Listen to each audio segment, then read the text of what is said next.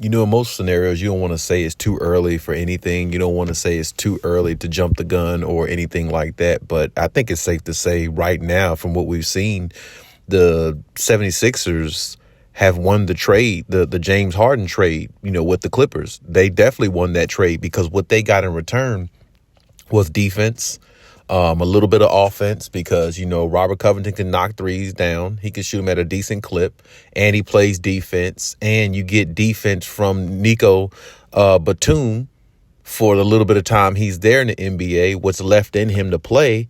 And he can stretch the floor as well and guard position 1 through 5, just like Rocco can.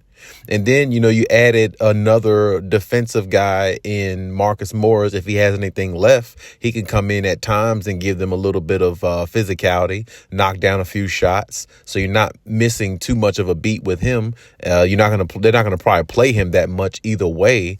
But still, when he comes in, he can be productive for them for the few minutes or the little bit of time that he enters the game for the Sixers. And they're 8-1, and Tyrese Maxey is playing a lot better now that James Harden is gone because he has more of the green light. And, him dropping 50 the other night is pretty much just a sign of what's to come for Tyrese Maxey. And, the crazy thing is, when I look at Tyrese Maxey, I think a lot about Terrence Mann. I feel like they're the same exact player. They do the same exact type things. Their gameplay is very similar. Both of them can knock down threes decently. Both of them can get to the rim pretty quickly with their speed.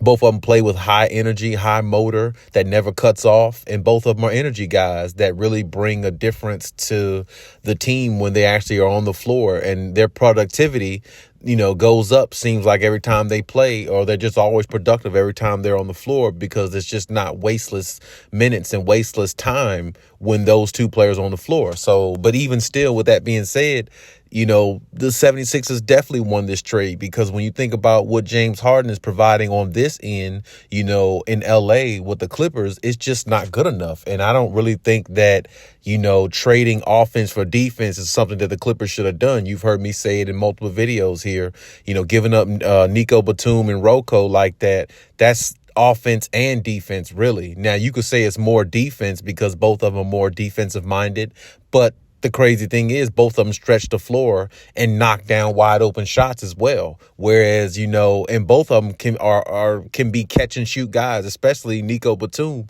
Like his catch and shoot game has always been something that his game has really been predicated on. And, Rocco can knock down some threes. He's gotten better as a 3-point shooter over the years since he's been in the NBA, since he's gotten in. And he's improved, seemed like every year I've watched him play or the opportunities that he's been on the floor to play. So, when you trade that type of defense that really made the Clippers unique as a team and gave them more depth, amongst other teams, now you traded for offense with James Harden. You're not getting the production out of James Harden you feel like you should so far.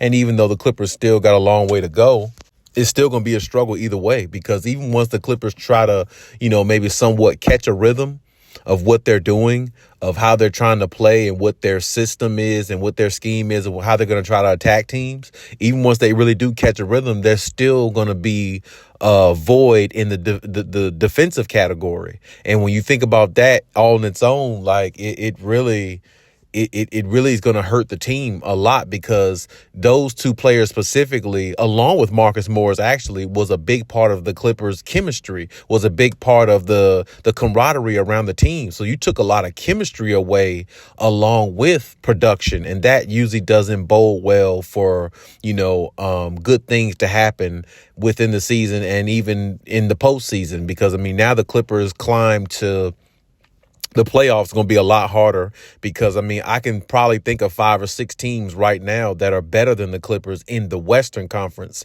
So, it's like if it's only 6, 7 slots to get into the playoffs, now you're looking at you might be a play-in tournament team.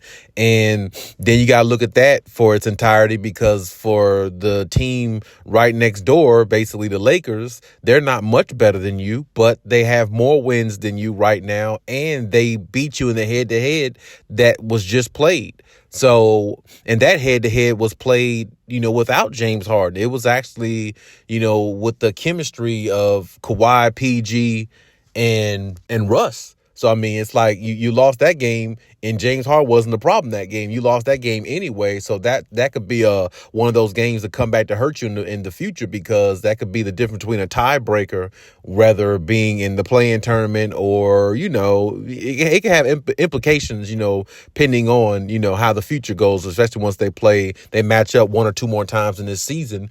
But I mean, that game, that loss hurt as well, simply because it's a rivalry also. But that's the thing, like, now that you add James Harden, like I said, the Clippers really didn't need James Harden. I mean, based upon the way Kawhi, PG, and Russ was playing, I would have just went with that. Because Russ has been there since last year. They built a little bit more chemistry and rapport over this offseason, probably hanging around each other, trying to get more of a feel, trying to understand each other more. And like I said, the way they came out, they was 3-1, I think, starting out.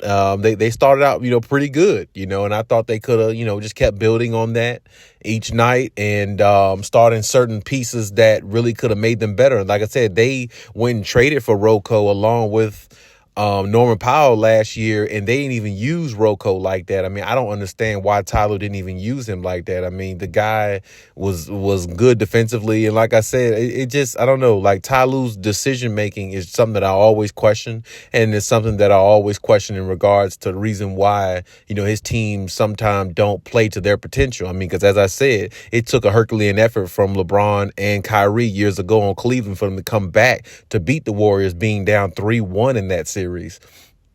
And nobody wants to talk about that, but that's true. It's not like his coaching really made a difference. It's that those players turned it up a notch, and that's what got them over the hump.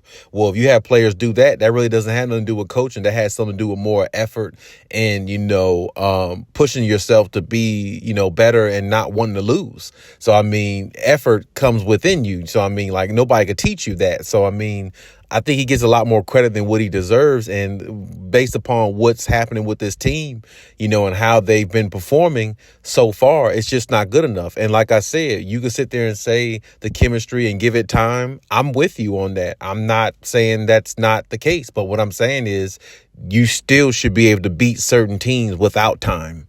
You don't need 2-3 months being together to beat the Knicks or to beat the Brooklyn Nets. You know what I'm saying? You don't need that. I mean, those are wins that you should get regardless. And then the Memphis Grizzlies, I mean, that was the icing on the cake for me. I mean, because Grizzlies, like I said, they were 0-6 before they won 1 or 2 games reluctantly. And now they're 2-8. And, one of the 2 wins they got is against a Clippers team that has way more talent than them. And they don't have Ja Morant. And I don't think they didn't have Steven Adams. I think he's out again. So it's like, man, you want to talk about a depleted team. There's no way the Clippers should have lost that. But this is what I'm saying.